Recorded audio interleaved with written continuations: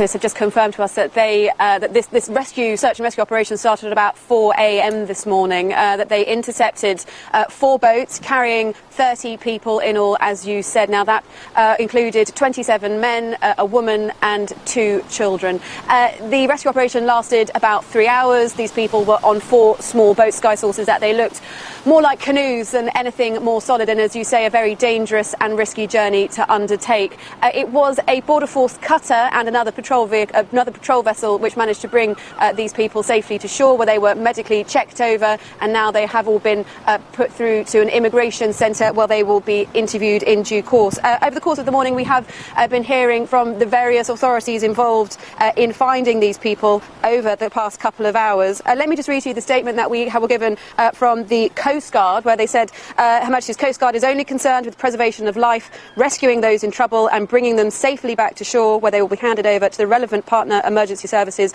or authorities. We know in this case that these people have now been handed over to the immigration services. Now, this is a significant number of people, 30 just this morning, around a dozen people last weekend as well. Those were people just intercepted on this side of the channel. Another group of migrants were rescued off the coast of France, undertaking the same journey also over the course of last night. Since December, 2 cutters have returned to UK waters from overseas operations.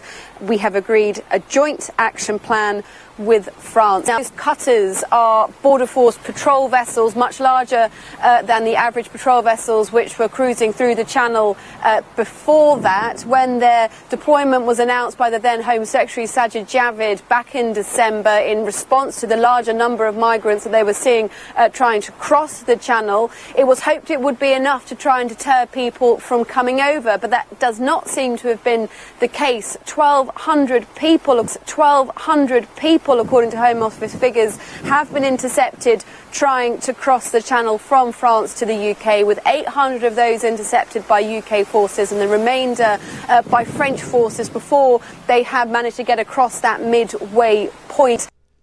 The idea of a border patrol and/or cutters sailing about the English Channel as a means of deterrence seemed to fall short at the wayside when it's established that these so-called interceptions turned rescue missions always end up with self-declared asylum seekers being transported here. If they were not intercepted, of course, they'd have turned up and left to their own devices, unbeknownst to local authorities, and we'd be left to wonder if they would in fact inform the proper channels that they had arrived illegally. And if we're expected to believe that that would be the case, then why couldn't they have gone through the legal channels, the proper channels, if they were quite prepared to traverse the English Channel illegally, of course, enter Britain illegally, and then inform authorities that they had done so? They could quite easily have gone through the appropriate channels, the legal means of access to this country, potentially. And then, of course, we're also expected to believe that out of the 800 or so that have been quote-unquote intercepted, 60 of those have been returned back to France. So 740 or something around have in fact been able to stay. That to me doesn't sound like very much has been done at all to deter these people. And in fact, the whole concept of deterring these so-called asylum seekers, is something I can't particularly get my head round. Not once have I heard any government official putting their foot down and telling these people to stop. Instead of that, we get warnings about the dangers that these people put themselves in when they tried to make the crossing, and then we get told that certain actions are being taken to supposedly deter these migrants / quote-unquote asylum seekers from making the crossing.